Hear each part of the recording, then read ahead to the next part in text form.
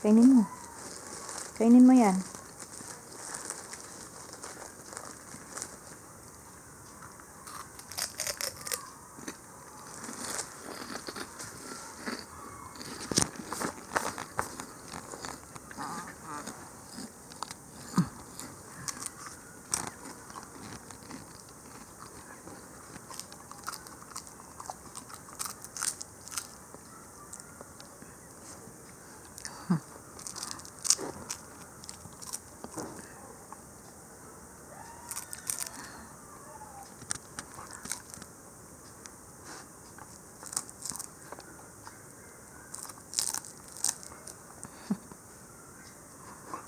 Ba't ang liliit na kagat mo?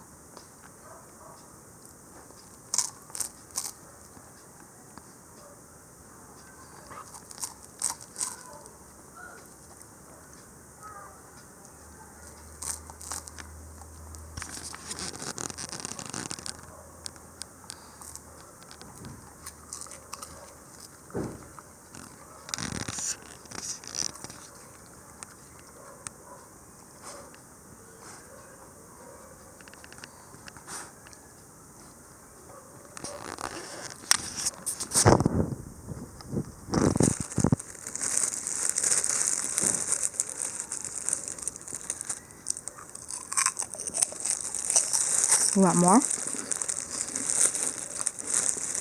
Gusto mo pa?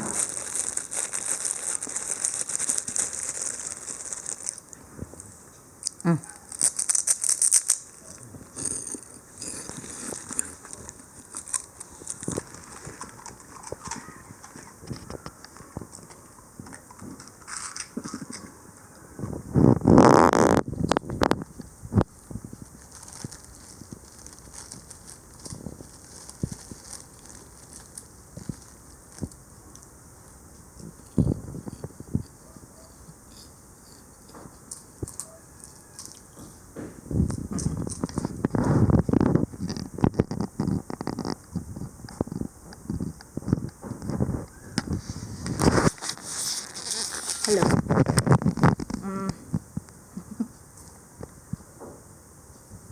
Forgive how I look. Don't believe how I look. It is 12:20 in the afternoon, December 4, I think, Thursday. And I'm back. I'm here in Baguio. I just got back yesterday. And I just had my lunch. We just had our lunch. And nagpapahinga lang konti. Kumakain lang ng chicharon. Yung mumurahin ng chicharon na binili ko sa bus. Ang sarap. Sa bus kahapon. Nag-commute lang ako pabalik. Anyway, hindi ko pa nakikita yung mga halaman ko. So, let's go take a look. Ayan, namiss ako ni Candy. Ang dungis niya. Ang dungis-dungis ng candy ko. Ligo ka na. Iba talaga kapag yung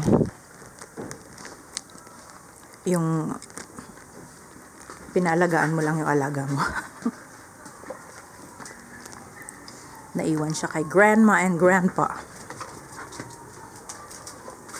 So, medyo makalat dito. Yan, mga bones. Naglalaroan niya. And naipon actually ang buhok niya dahil nakatali siya. Tinali siya. Tinali nila siya dahil malikot daw siya. Sinisira niya daw yung mga halaman. That's why ito, hinarang nila dito para hindi niya mapasok yung plants dyan. And hindi ko nakikita yung plants hanggang ngayon. And on the other side of the balcony, tinapon ni Papa yung soil dyan. Dyan siguro niya pinapapoop yung cats tsaka dog. Anyway. And then, hinarangan niya to kasi yung mga halaman ko para hindi mapasok ni Candy. Kasi, iniiwan nila si Candy dito sa balkon kasi busy sila, labas ng labas. Anyway, so today I wanna go check the plants. Tignan natin kung makakapasok tayo. Ayan, hinarang lang pala ito dito. And tanggalin natin. Ay, May luck.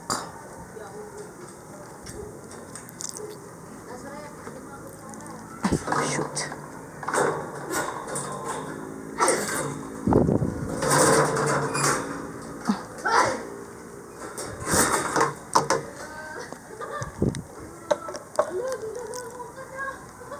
Tignan natin ang plants. Actually, malalobat na rin tong phone. So, ayan daw. Dito muna tayo sa loob. Ano na nangyari sa kanila? Ito yung mga latest kong binili. Hey, Candy. And, ayun, puro sila molds. I guess itong mga to naanggihan nung bumabagyo. Kasi, 1 month akong wala. Galing ako ng Zambales. Mahigit 1 month kung hindi naasikaso yung plants ko. And within that 1 month, bumagyo. Bagyong Uwan. And yung bagyong Uwan, malakas yung hangin, 'di ba? So, ito ang nangyari sa mga plants. Yung mga nandito sa shade, nag-suffer ng fungal diseases. Pero, nag-survive naman yung iba. And surviving naman itong mga to. I'm happy dahil buhay pa yung string of turtles. Buhay pa itong mga to. Naanggihan lang siguro ng ulan kaya puro sila fungal diseases. Ito, I think wala na yan. Gitna yung tinamaan. Pero tignan natin kung ano pang maisasalvage natin sa mga plants na nandito sa loob. Check naman natin yung mga nasa labas. So, this is surviving. Okay pa to. Nauuhaw na to. Nauuhaw na sila. Super dry. Kasi may shade dito. So, kung bumagyo man noon, siguro, kaunti lang ng tubig na pumunta dito. Anyway, but buhay pa yung mga peperomia. Kasi yung mga peperomia na to, walang masyadong roots. Kaya, transfer ko dyan. So, ngayon medyo established na sila and surviving pa rin naman. Ito, hindi pa ito natatanim, pero, ayan, buhay pa rin siya. As long as it's dry. So, gusto pala ng peperomia, magsusurvive sila kapag dry lang sila. Nung sobrang wet, nasisira yung mga tangkay nila. Uy, andito ka. Kaya nila nilak kasi daw, kinakalkal niya daw yung halaman. But I don't think so. I think ang nangyayari is, naghahanap siya ng damo. Kasi yung mga damo, nginunguya niya, tapos isusuka niya. So, ayan. Inaamoy-amoy niya siguro yung plants. Anyway, surviving pa naman itong iba. Dry nga lang sila. Yan. Ano to? Yan, super dry na sila. Huwag ka magulo. Yan. So, you need water. And ito nagda-dry out na yung leaves niya sa ilalim. Gustong-gusto ko yan eh. Ito rin gustong-gusto ko. So far, they're okay. They're dry. Ayun. Hindi ko na masyadong iisa-isahin. Ako na lang iisa-isahin pag inaayos ko na sila. Sa ngayon, chine-check up lang natin muna sila. And then, yung malaking ito, ibinaba nila. Nandito to last time. Siguro para hindi mahulog dahil may bagyo nga noon na paparating. Ibinaba nila ito dito. And, buhay pa. Bango. Mabango pala to. Dumikit sa ilong ko, bango. Bango. Mabango pala tong plant na to. Anong plant ba to? Kalimutan ko. Belladonna lily. Belladonna lily. Amaryllis hippeastrum. Amaryllis. Yun ang alam nilang pangalan nito. Amaryllis. So, Belladonna lily. Mabango pala siya. Anyway, namulaklak. Namulaklak yung isa. Madaling mamulaklak tong mga to eh. I love it. Okay, upper shelf tayo. So, ayun, yumuko na si Murasaki, but it's still alive. Ayun. Dry. Buhay pa to. Yay. Gustong gusto ko to. Hindi ko alam kung ano yan. And, buhay pa rin naman to. Ang dami niyang millibugs. Aphids. Madiba, buhay pa. Buhay pa. Super bomb. Buhay pa, Madiba. Buhay pa. Ano to yung variegated to Hindi ko na alam kung ano nangyayari dyan. I think Euphorbia. No, I don't know. Whatever. Pretty pink. Ang gusto ko sa kanila kapag dry is very compact sila. Huy! Candy? Inaakyat niya. So, itong aking cotyledon ladyfingers, nag-survive pa naman, buhay pa. Pero ang daming nguya. Hindi ko alam kung anong ngumunguya sa kanya, slugs or sinout weevil or something. And, buhay na buhay pa rin si Purple Delight, na matanda na itong Purple Delight na to. But, I can see millibugs here sa kanyang medyo nabali kasi ito siguro nag-produce siya ng sap, kaya natuwa yung mga millibugs doon. Anyway, ayun, so far buhay pa rin naman sila kahit na super dry and nauuhaw na sila. Buhay pa to. Psyche, uy, nauuhaw na to. Ayun, maganda sa kanila, very compact na sila. But they're very very dry. This one, sunburned, I think. Yeah, kasi super brown na siya. Iba na yung kulay niya. And then, ang aking Haworthias. Hindi. Haworthias yung before miss. Hindi. Iba't ibang label. Ano to? Thimble cactus. Mammillaria. Nagkaka-flower siya. Yay!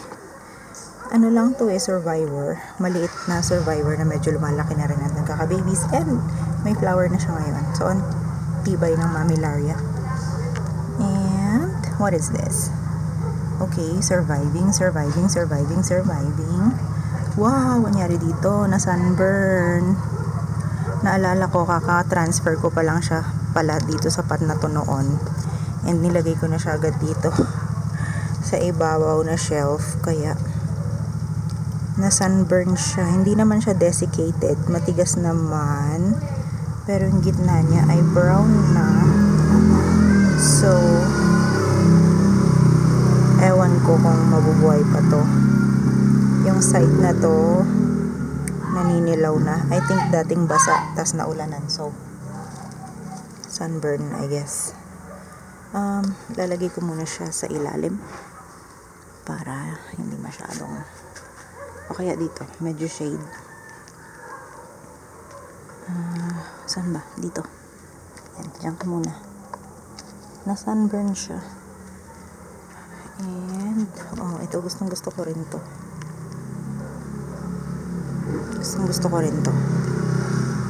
Ang tibay na to. Gusto ko to. Lola. Ganda nito. Nakalimutan ko pangalan. Mina. Ang ganda nito. Surviving ang Choco Moonstone. Daming motor ingay Choco Moonstone, pretty in pink. Ano to? Ben Bodies. Hindi.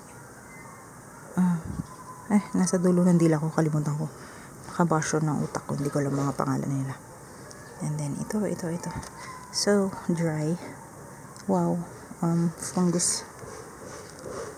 Hala, super dry na netong na-expose siya sa sun. So ilagay natin siya dito sa ilalim. Super dry na ang aking purple hearts. String of hearts. Variegated. So yan. Yung mga nandito sa shelf na to, surviving, yung mga nasa baba. And then itong mga to, kulang na sa tubig. Dry. And what's that? Cat. Bata. And then I still got plants underneath. Uy, ayoko to. Ayoko yan. Anyway, buhay pa ang aking ghost plant. And may mga plants ako sa ilalim. Maybe nilagay sa ilalim nila papa or ako ba naglagay niyan, hindi ko na alam. Nandyan sila sa ilalim, protected sila sa typhoon, but madilim dyan, baka mag-stretch out na sila. And dyan din, and lalo na dito sa baba. And buhay pa naman ang ruby slippers. Buhay pa rin ito, kung ano man ang pangalan nito. Ang tagal na. And nag-survive naman tong mga to. Unti-unti. Buhay pa rin ang compactum. And nakasurvive din ito. Ano yan eh. Yan na lang natira pero at least nagsusurvive. Yan. Other side, let's go.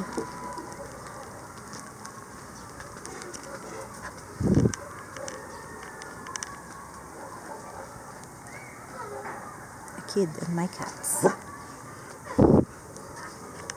Ayan. Ayoko nang pumasok pero pasok tayo.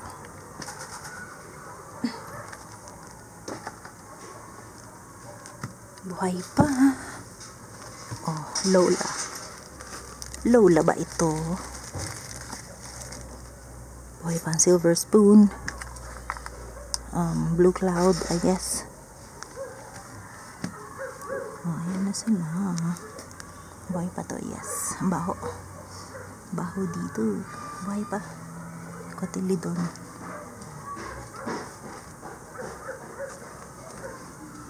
Yan sila. Aking key lime pie. Okay, surviving. Wala na. Ayun. Kung ano man to mga to, nagka-mix na sila, natapon-tapon. But, buhay. Natumba. Ayun, na-deform. But, buhay pa. Buhay pa. Ganda nito. Kung ano man to. Mrs. Coombs buhay. So, they love the weather. October, November is like dry. Nagkaroon ng bagyo but the air is dry and cold. So, my plants are thriving. They're really thirsty. But they're thriving. Meaning, they're stressed out. But the stress makes them beautiful. Ayun, lumalaki na yung mga baby plants ko dito. Yung Fred Ives, ang ganda. And then,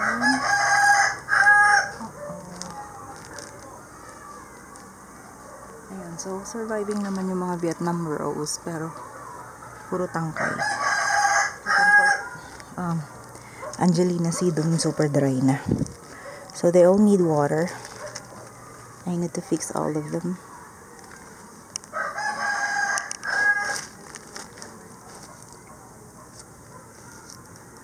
Euphorbia. So, poinsettia na color white. Euphorbia pala ang poinsettia. Well, it figures kasi meron siyang sap. Meron siyang sap. Ayan. Ayun lang muna. So, hindi ko kukunin yung bone mo. So, ayun. Hindi ko alam kung may nakita kayong matino dahil sa random ng pagkakamera at masyadong malikot and all. But, my wall is also green. I'm trying to paint it. And I'm running out of time, to be honest, because I just came home and there's a lot that needs to be done. Kailangan ko maglinis dahil dumating ang aking kapatid at ang kanyang asawa. And paakyat na sila ng Baguio today.